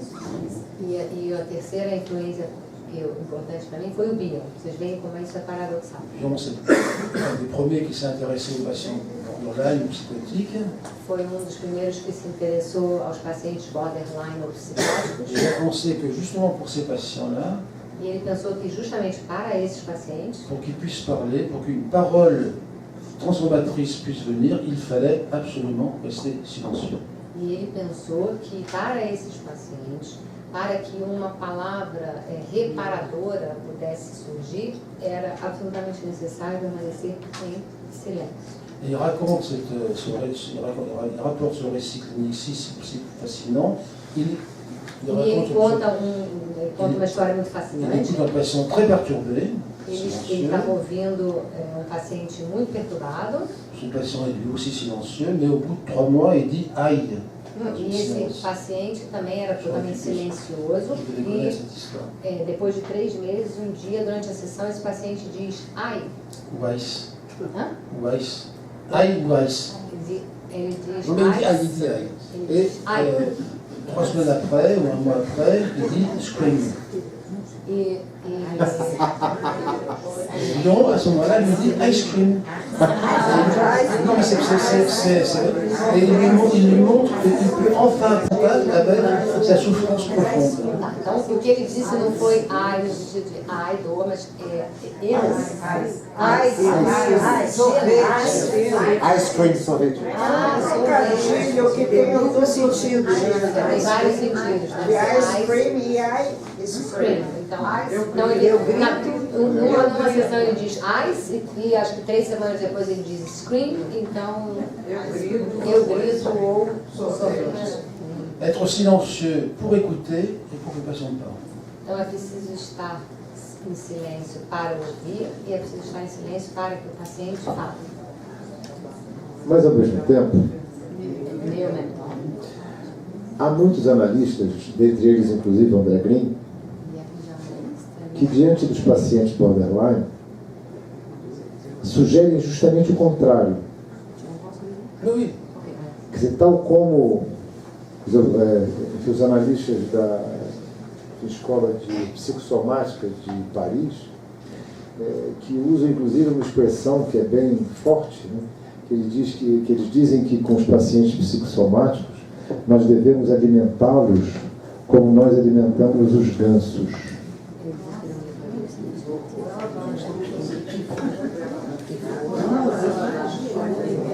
Gaver les oies.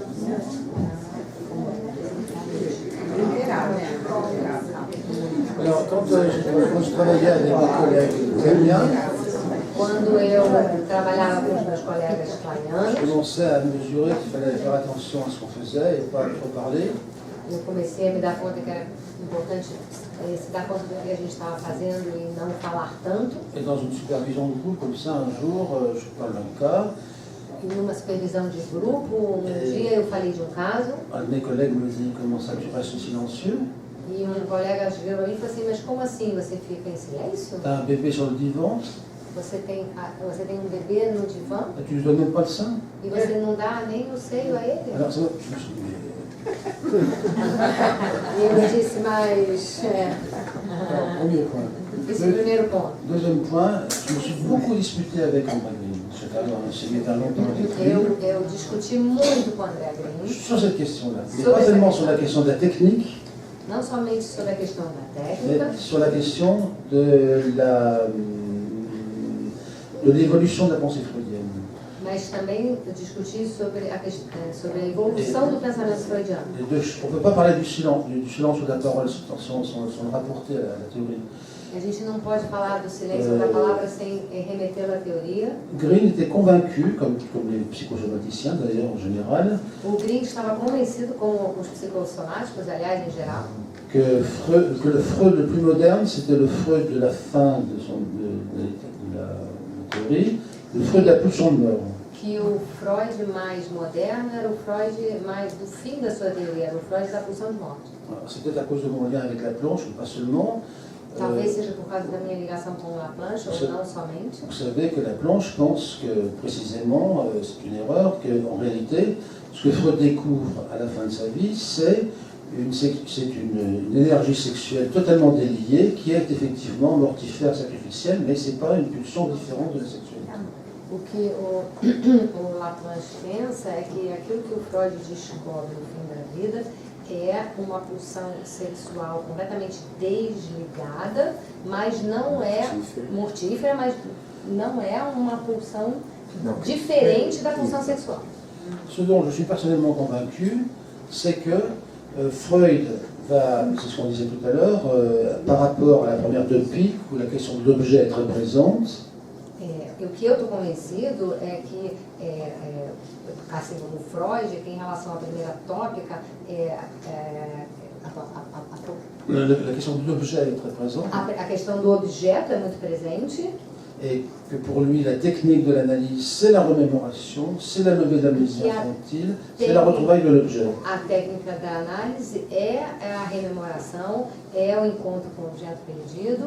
Ele falou uma terceira coisa. La retrouvaille de l'objet. É o reencontro com o objeto. Alors, est-ce que c'est lié à Fliss, est-ce que c'est lié à autre chose? Mais à un moment donné, la deuxième topique perd de vue complètement la question de l'objet. Il n'y a plus de la pulsion, il n'y a plus d'objet. Eu não sei se isso está ligado à Friese ou não, mas a segunda tópica perde de vista o objeto.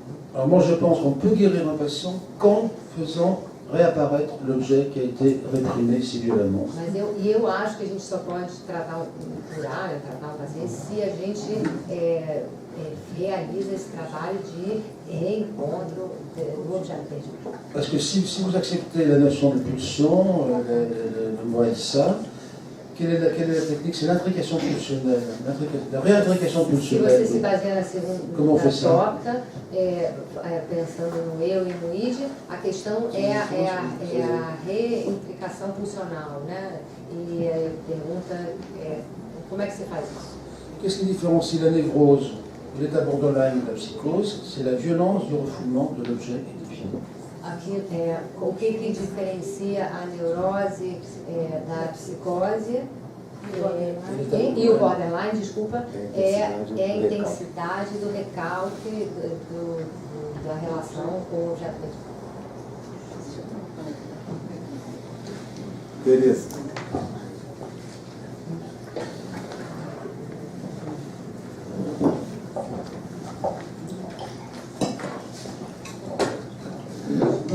Obrigada. Eu queria, não sei se eu vou conseguir colocar toda a minha questão, mas eu queria que o senhor falasse um pouco Doucement, madame. sobre a importância da descoberta da segunda tópica do ego inconsciente.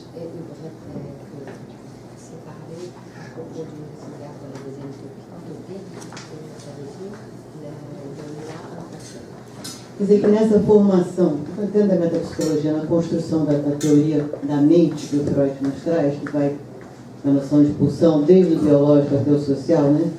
Ele coloca essa primeira parte como a cota de afeto, a energia da pulsão, que ocupa lá as primeiras experiências, cria as representações, né? E assim vai se constituindo essa estrutura afetiva inconsciente.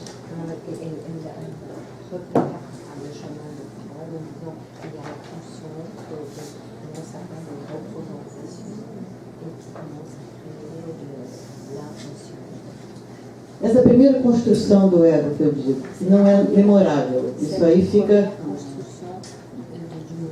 Não é o que? Desculpa. Não se rememora, não é interpretável.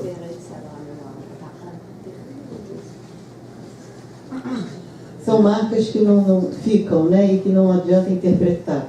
Quer dizer, como é que isso só se coloca na transferência, né?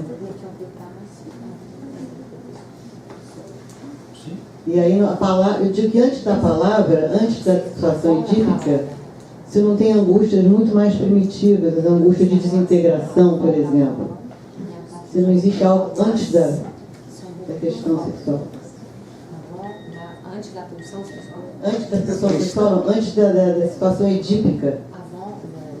A angústia de castração é depois das angústias de desintegração, né, que seriam mais constitutivas, assim, desse começo, né?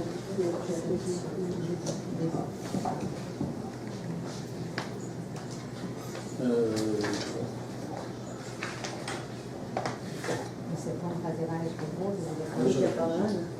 Ana. Gostaria de fazer a pergunta porque a senhora há pouco falou da importância da intensidade do recalque.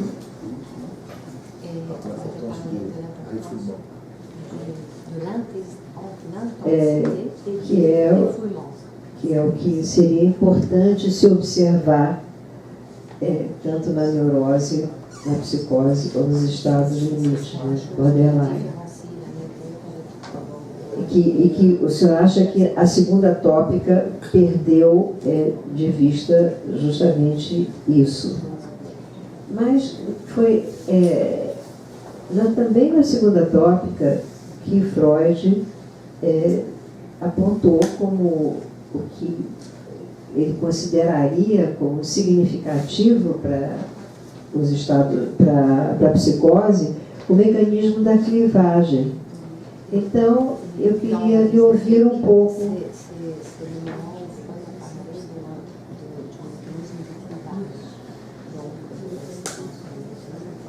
Então, como é que ficaria essa questão? Intensidade da repressão, do recalque e esses novos mecanismos que o Freud aponta na segunda tópica.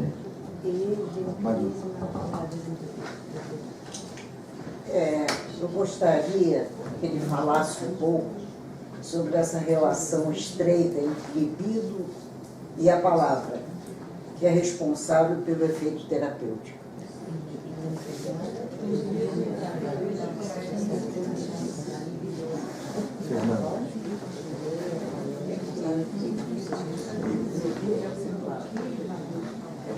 Bom, seria o número das questões.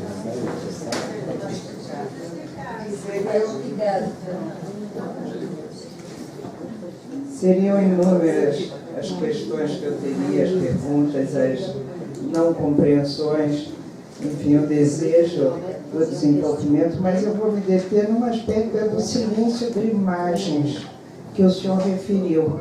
Isso me evocou situações que, na clínica, de pacientes que têm com acentuados distúrbios de pensamento e que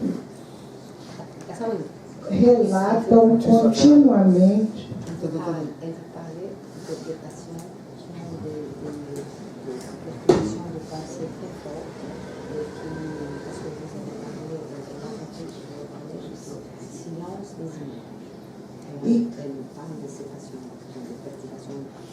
e que a única forma de comunicação na sessão inicial, pelo menos durante um determinado período, é o relato incessante de sonhos.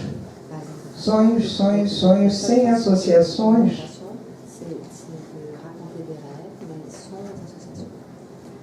Então, me remeteu a essa situação porque eu sempre pensei nisso como uma dificuldade do livre trânsito entre o consciente e o inconsciente, do fluxo associativo e da permeabilidade entre consciente e inconsciente.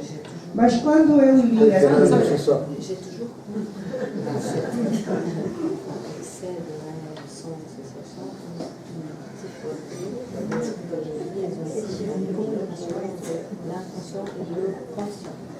e ao mesmo tempo um desejo de entrar em contato com algo, não é que... Mas então, quando eu vi o senhor falar aqui do silêncio de imagens e dessa produção alucinatória, eu pensei se teria algo dessa situação que eu encontro na clínica por vezes.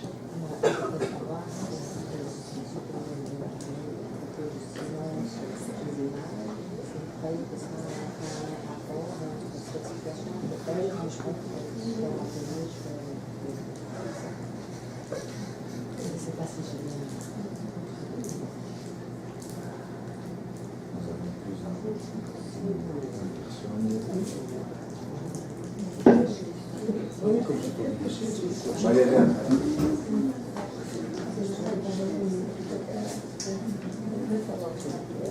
Nós temos ainda 15 minutos, eu vou depois então interromper as perguntas na Maria Helena para que o Dr. Orlando possa nos responder.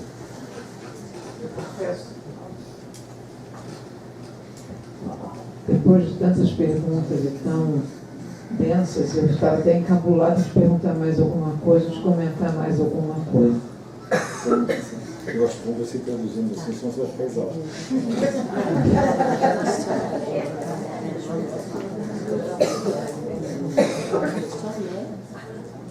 Na verdade, o que me interessou muitíssimo na sua exposição foi trazer a questão da linguagem e da palavra, da importância dessa talking cure. E eu li há muitos anos atrás um trabalho do Roman Jakobson, chamado Dois Estudos sobre a Afasia.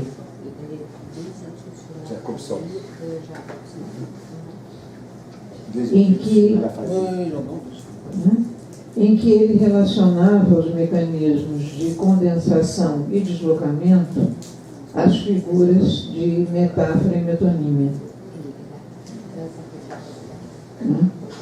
E a mim sempre pareceu que esse talvez seja o gancho, não sei como falar o gancho, a possibilidade de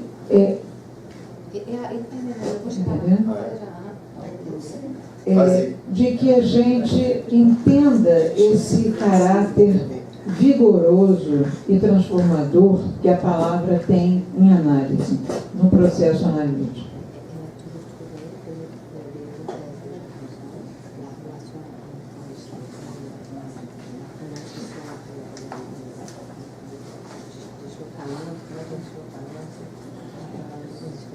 Le déplacement et la condensation, le rapport avec la métaphore et la méthonie, ce serait la façon de comprendre l'importance de la procédure. Não, e eu acho que foi justamente a partir desse trabalho de Jacobson que Lacan pôde formular, fazer a famosa formulação de que o inconsciente se estrutura como linguagem.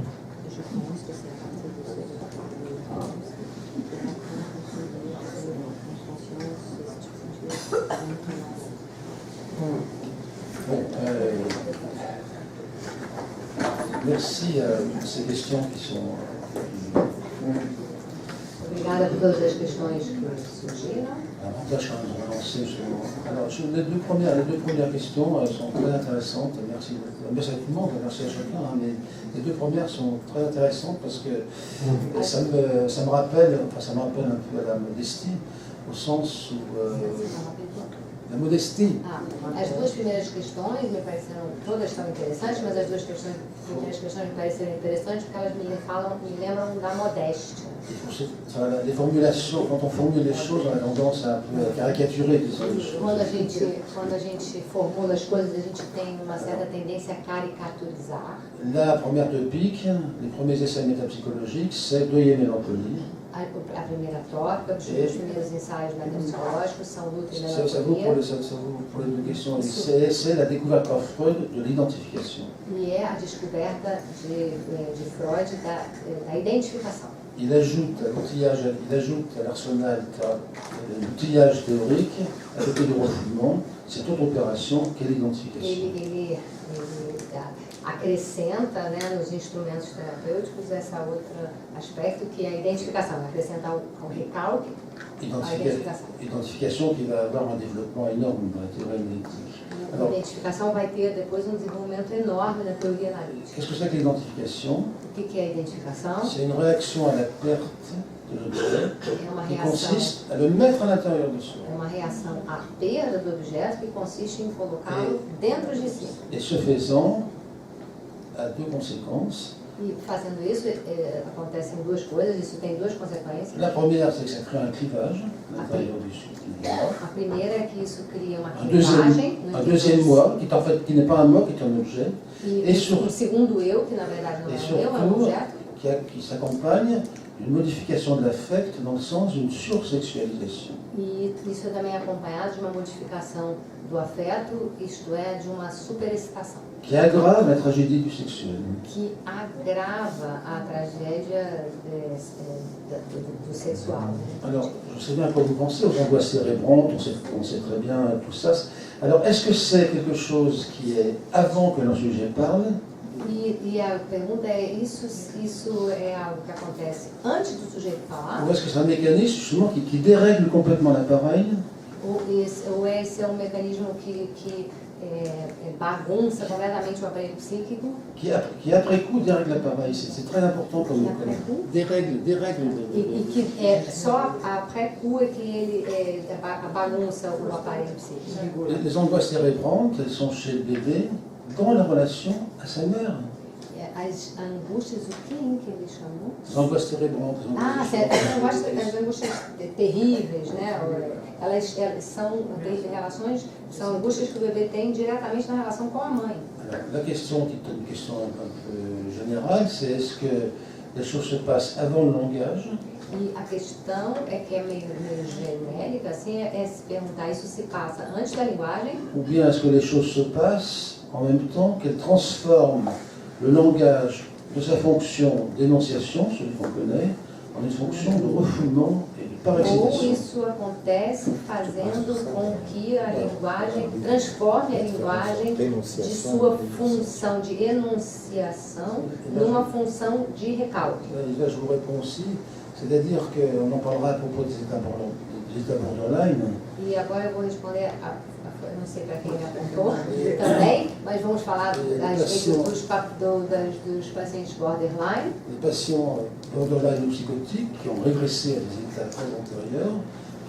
Pacientes psicóticos ou borderline que regrediram a estados muito precoces. Ont de telles angoisses. Eles possuem uma angústia tão forte. Tout leur langage est utilisé pour se protéger contre cette angoisse. Ils ne peuvent plus parler parce que c'est un peu comme dans un état en guerre. Toda a sua linguagem é utilizada para se proteger dessa angústia. L'image que j'aime bien, c'est un état en guerre, ils mobilisent les paysans pour aller au front, pour faire des Por soldats. exemplo, o país está em guerra, ele mobiliza todos os camponeses para ir Il para o fronte. n'y a plus rien à manger. Não tem mais nada para comer. Et je crois que on en prendra pour le borderline, c'est très important comme notion. Alors, quand Isso a gente vai aprender quand às ces vezes dos borderline, patients isso é n'ont plus uma lição muito importante. ce moyen du discours, ils ont recours à un vieux langage, que sont les images. Então, quando ele não tem mais um discurso, ele só tem recurso à linguagem. O único recurso que sobra, desculpa, é a imagem. Bon, la dernière question, merci, j'essaie de dire, je crois que il y a plusieurs, dans la littérature française, plusieurs auteurs ont dit, mais parler, c'est aimer. Renoncer à aimer. Plusieurs auteurs De littérature. Na França, muitos autores da literatura disseram que falar é amar.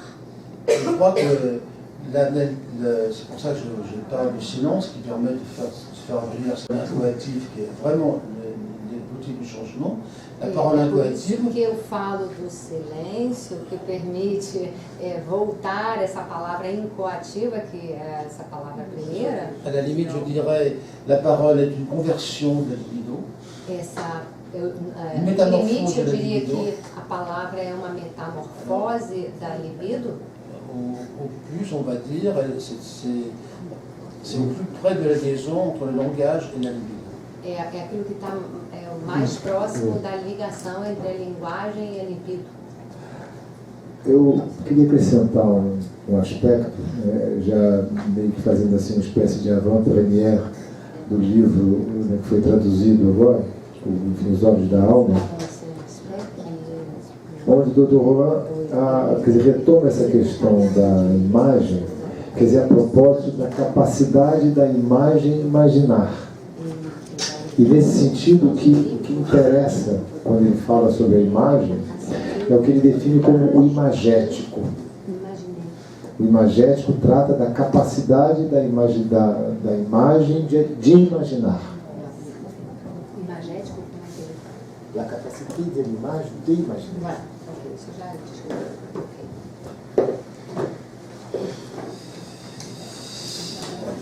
Mais alguém? Bom, se não, eu vou agradecer a todos a presença, em especial ao Fernando Herduz e ao Dr. Jean-Claude Roland pela conferência que ele professor e a Bia pelo esforço sempre para estar traduzindo. Muito obrigado a todos.